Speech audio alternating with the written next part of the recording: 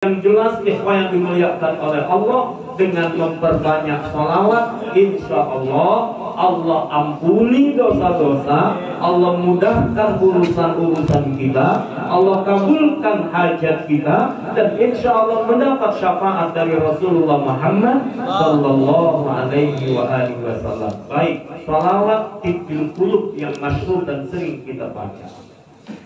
Kita minta kepada Allah, Allah limpahkan salawat untuk Nabi Muhammad Sallallahu Alaihi Wasallam. Tibbil qulubi wa dawaiha, obatnya hati. Nabi Muhammad pencerah buat hati. Orang kalau lagi galau, punya masalah, ini yang datang punya masalah nggak?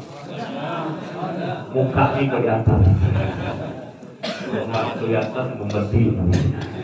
Mukanya kelihatan. Bapak saudara semua yang dimuliakan oleh Allah, gampang kok selesaikan masalah tanpa apa itu? Gak selesaikan masalah dengan sholawat.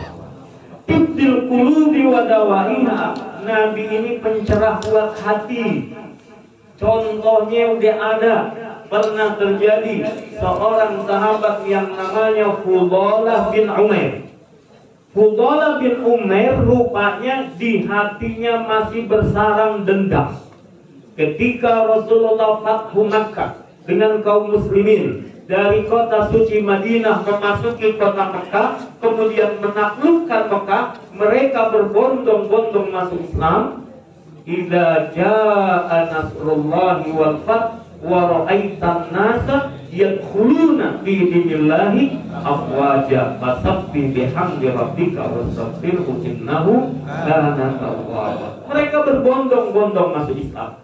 Rupanya ada yang masih di hatinya dendam, benci, bahkan busuk. Waktu itu apa? Fudalah sampai kepikiran pengen bunuh Nabi. Apa yang dia lakukan? Menyelinap di antara sahabat-sahabat yang lain. Ketika Nabi sedang tawaf dekat Ka'bah, apa yang terjadi? Dia mendekati Rasulullah dan dia membawa senjata tajam yang dia masukkan ke dalam bajunya sehingga tidak dilihat oleh sahabat yang lain. Dia berusaha untuk membunuh Nabi Muhammad SAW. Tapi apa yang terjadi? Ketika dia sudah dekat dengan Nabi, rupanya Nabi tahu. Akhirnya Nabi dengan lemah lembut tanya kepada beliau, ini Fudalah. Allah Akbar. Coba kalau kita yang begitu, udah tahu bakalan datang orang yang mau bunuh kita. Nabi tanya dengan lembut, ini Fudalah. Fudalah menjawab, iya ya Rasul, aku Fudalah. Tapi Fudalah sudah mulai gelagapan. Gelagapan itu apa? Panik. Tidak panik. Lalu Rasulullah tanya lagi, wahai Fudalah, apa yang sedang ada di hatimu? Tambah gelagapan lagi. Rasulullah tahu apa yang ada di hatiku, ingin membunuh Nabi. Akhirnya dia mulai kacau. Dia jawab, zikir ya Rasulullah. Dia bilang hatinya lagi zikir, padahal hatinya lagi menyala, ingin membunuh Nabi. Apa yang dilakukan oleh Rasulullah Muhammad SAW? Rasul tersenyum, abhak. Rasul malah tersenyum melihat Fudalah kayak begitu. Apakah Nabi marah? Nabi langsung menuding-nuding. Nabi kumpulin sahabat, tangkap Fudalah. Nah, apa yang dilakukan oleh Nabi? Dengan lemah lembut, Nabi letakkan tangannya di dadanya Fudalah. Seraya Nabi Muhammad SAW memerintahkan kepada Fudalah, istighfirullah, wahai Fudalah, istighfarlah engkau kepada Allah. Allahu Akbar, betapa mulianya hati Nabi Muhammad SAW. Bahkan orang yang di depan matanya mau membunuhnya sekalipun, ia perlakukan dengan lemah lembut. Hingga kemudian Fudalah bersaksi, sejak Rasulullah mengangkat tangannya dari dadaku, sejak saat itu tidak ada sesuatu, tidak ada orang yang lebih aku cintai daripada Rasulullah Muhammad Sallallahu alaihi wa alihi wasallam, betapa demikiannya Rasulullah Sallallahu alaihi wasallam sangat luar biasa. Beliau tibbul qulub wa dawaiha, hati yang punya dendam sekalipun kemudian dilembutkan oleh Allah Subhanahu wa ta'ala. Maka ini kemudian banyak diikuti. Orang tua kalau punya anak susah diberitahu, anak sedang gimana-gimana atau mendoakan, pegang aja dadanya, doain dada anaknya. Guru sama murid begitu. Kadang-kadang murid suka ngeyel, kadang-kadang agak sedikit ngeselin. Kalau guru mah gak ada yang ngeselin, muridnya ngeselin, pegang dadanya, doain. Cuman guru yang laki, murid yang laki ya, bukan murid yang bukan mahram. Murid yang mana baik diperlakukan sama, itu salah menempatkan tangan namanya. Dipegang dadanya. Ikhwan yang dimuliakan oleh Allah Subhanahu wa ta'ala. Allahumma salli ala sayyidina Muhammad wa ala ali sayyidina Muhammad. Allahumma salli ala sayyidina Muhammadin tibbil qulubi wa dawaiha wa afiyatil abdani wa shifaiha. Rasul punya mukjizat bahwa dengan apa Rasulullah SAW bisa menyembuhkan penyakit. Rasulullah SAW dengan izin Allah, mata yang buta dipegang oleh Nabi, diludahin oleh Nabi, jadi sembuh. Ada ayahnya sahabat Hubayb bin Qudayk datang kepada Rasulullah SAW, matanya putih semua. Kita kan ada hitamnya juga ya. Matanya putih, ditanya ada apa yang menimpamu? Dikatakan ketika aku sedang melatih kudaku, ada telur ular keinjek kakinya, ularnya yang lain marah, disengat matanya, akhirnya matanya tidak bisa melihat. Apa yang dilakukan oleh Rasulullah SAW? Beliau usap, beliau tiup, panafasa Rasulullah sallallahu alaihi wasallam ainaihi fa'absara. Ayahnya sahabat Hubayb ditiup sama Rasulullah SAW, matanya itu langsung seketika fa'absara, matanya bisa melihat. Coba ntar kalau ada yang kagak ngelihat, tiupin. Rasul Muhammad SAW, sahabat Abu Dzar Al-Ghifari, ketika sahabat Abu Dzar Al-Ghifari perang Uhud juga matanya tidak bisa melihat. Apa? Lagi-lagi oleh Rasulullah SAW, dikasih ludahnya Rasulullah SAW, kemudian beliau bisa melihat kembali. Wa afiyatil abdani wa shifaiha. Yang belum lama dan beredar di mana-mana kisah tentang siapa? Seorang anak perempuan kecil, bukan Islam. Suatu saat dia kepalanya kena peluru sampai menembus kepalanya dan kemudian bercucuran darah. Ibunya histeris, anaknya menangis kesakitan, dibawa ke rumah sakit. Hampir saja dokter pun hampir menyerah. Ibunya meraung-raung, dia teriak-teriak, "Aina Muhammad? Mana Muhammad yang diagung-agungkan? Mana Muhammad yang dibesar-besarkan, diperingati kelahirannya?" Dokter kemudian memanggil ibu itu untuk masuk ke ruang operasi. Barangkali pertemuan terakhir dengan anaknya semasa hidupnya. Ikhwah yang dimuliakan oleh Allah, ketika ibu itu masuk ke ruang operasi, dan cerita ini masyhur dari Libanon. Ketika ibu itu masuk ke ruang operasi, apa yang terjadi? Dia tidak lagi melihat darah dari anaknya, tidak melihat anaknya kesakitan. Tapi apa yang terjadi? Anaknya teriak, "Ibu, tutup pintunya. Ibu, tutup jendelanya. Jangan biarkan dia pergi. Jangan biarkan dia pergi." Ibunya keheranan. "Siapa yang kau maksud, wahai anakku? Siapa yang kau maksud jangan pergi?" Apa kata anaknya? "Dia telah datang kepadaku. Dia telah usap kepalaku dengan cinta, kelembutan, penuh kasih sayang. Dan dia adalah Muhammad sallallahu alaihi wasallam. Dia telah datang. Dia telah datang." sehingga aku disembuhkan. Sejak saat itu keluarga itu pun masuk Islam dan dokter-dokternya pun ikut masuk Islam. Allahumma salli ala Sayyidina Muhammad wa ala ali Sayyidina Muhammad. Imam Bushiri, kenal Imam Bushiri? Hah? Di Depok ada Imam Bahiri. Imam Bushiri ini terkenal dengan Sayyidul Madah. Beliau orang yang syair-syairnya memuji Rasulullah Muhammad SAW. Lumpuh beliau, lumpuh, tidak bisa melanjutkan pujiannya. Mimpi berjumpa Rasulullah Muhammad SAW, kemudian dilanjutkan syairnya, kemudian beliau dipasangkan burdah di badannya. Ketika bangun tidur, Allah sembuhkan dia dari lumpuhnya, dari sakitnya. Wa afiyatil abdani wa shifaiha.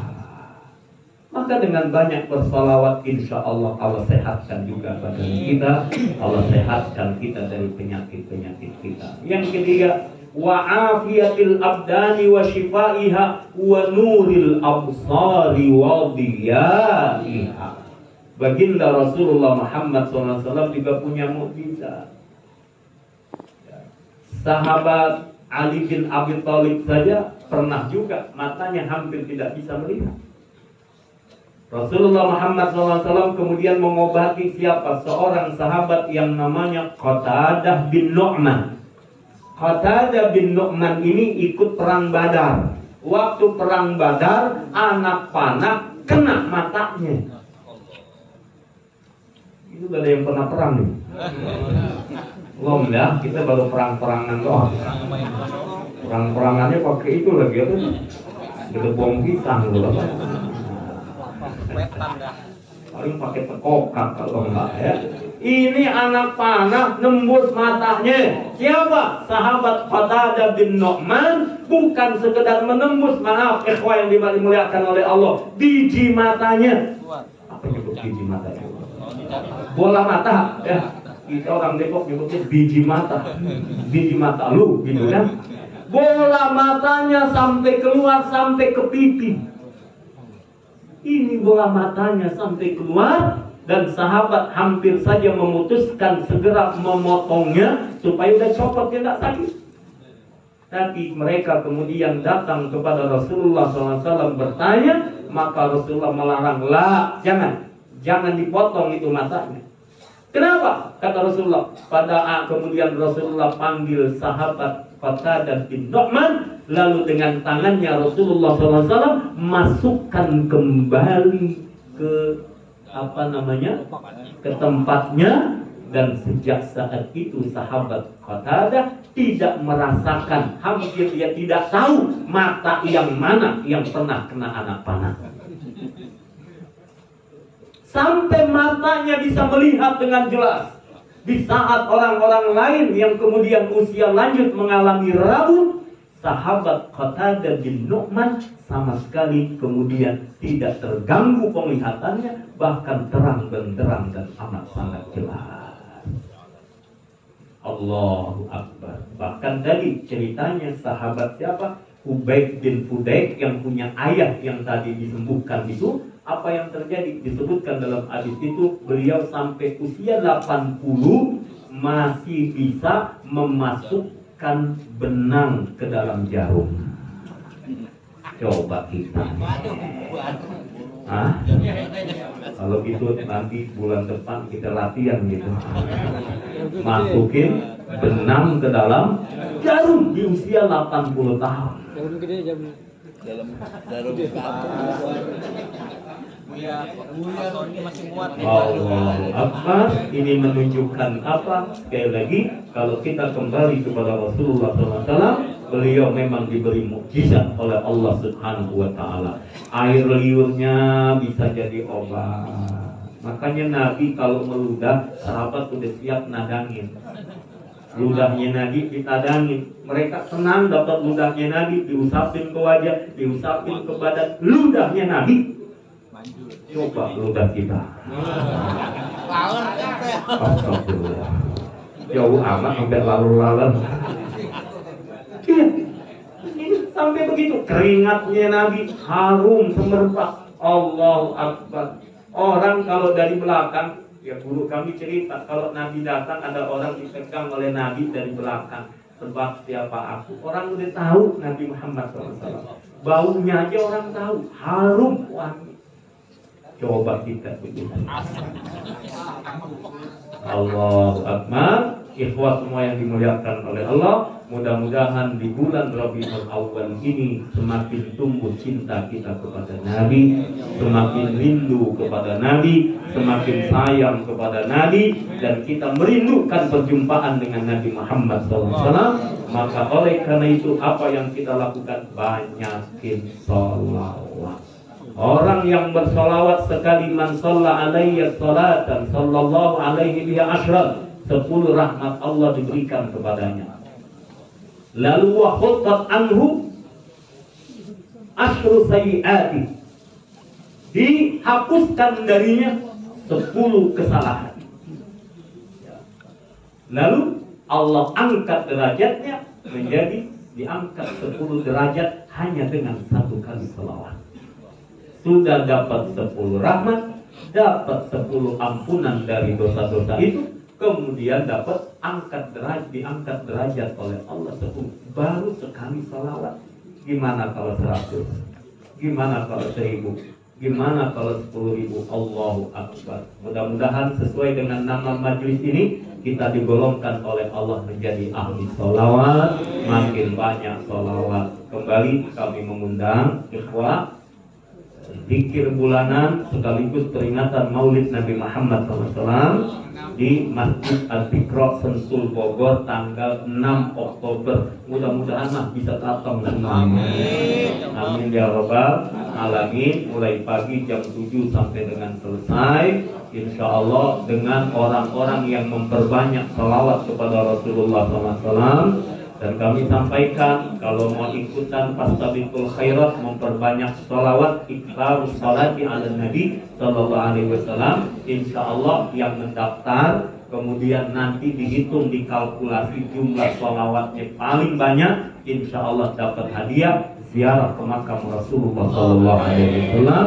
Insya Allah hadiahnya berangkat umrah. Buat jamaah sini sih hadiah nggak terlalu penting, yang penting umrohnya. Insya Allah. Kalaupun bukan dari Al-Fikra, dari yang lain, insya Allah ada. Barusan saya dapat cerita dari Ustaz Ferry Nur di Sentul. Muridnya datang kepada beliau, maaf Bapak Saudara, kerjaan orang ini cuman driver ojek, gojek, driver, pakai motor, datang ke situ. Cerita, ikhwah yang dimuliakan oleh Allah. Alhamdulillah Ustaz, saya dapat hadiah dari Allah. Apa? Berangkat umroh. Jangan takut. Jadi ojek insya Allah bisa berangkat umroh. Gitu. Ditanya sama Ustaz, gimana cerita? Ada orang mimpi ketemu ojek ini berkali-kali. Mimpi ketemu dia lagi, mimpi ketemu dia lagi, mimpi ketemu dia lagi. Ditanya, ente pernah umroh? Belum. Naik pesawat aja belum pernah. Naik motor sering. Emang ojek. Itu kerjaan. Allahu Akbar. Langsung orang yang bertanya tadi, baik, ente insya Allah berangkat umroh. Cari-cari jalan, gimana ceritanya? Alhamdulillah kata beliau, sudah sekian lama mengamalkan 1000 kali sholawat setiap hari. Sholawat 1000 kali setiap hari. Dia bilang, saya istiqomahkan, saya dawamkan begitu. Allahu Akbar. Allah bukakan jalan untuk berziarah kepada Rasulullah Muhammad sallallahu alaihi wasallam. Kita tidak tahu dengan sholawat ini nanti mana yang Allah bukakan. Yang sakit Allah sembuhkan, yang punya hajat dikabulkan, yang mungkin ada urusan yang mentok susah banget jalan keluarnya, bisa jadi dibukanya dengan sholawat. Ikhwah yang dimuliakan oleh Allah Subhanahu wa Ta'ala, maka nggak ada ruginya orang bersolawat. Ini pulang dari sini ke rumah berapa sholawat bisa kita baca? Daripada ngobrol kagak pukul lagu, ngerti ya? Enggak paham. Ya, Manggut aja dah. iya, ngobrol ngalor ngidul, ngulon ngetan, agak pukul lagu, mendingan banyakin sholawat. Mau dihitung kek, enggak dihitung kek, yang penting sholawatnya, sehingga kita diakui sebagai umatnya Rasulullah Sallallahu Alaihi Wasallam. Mohon dimaafkan lahir batin. Mudah-mudahan Allah ridhoi kita dan Allah beri kesempatan kita bermimpi ketemu Rasulullah, kita berjumpa memandang indahnya wajah Rasulullah, dan kita tidak terhalangi untuk bisa memandang indahnya wajah Rasulullah Sallallahu Alaihi Wasallam. Allahumma salli ala sayyidina Muhammadin tibbil qulubi wa dawaiha wa afiyatil abdani wa shifaiha wa nuril absari wa diyaiha wa ala alihi wa sahbihi wa sallim.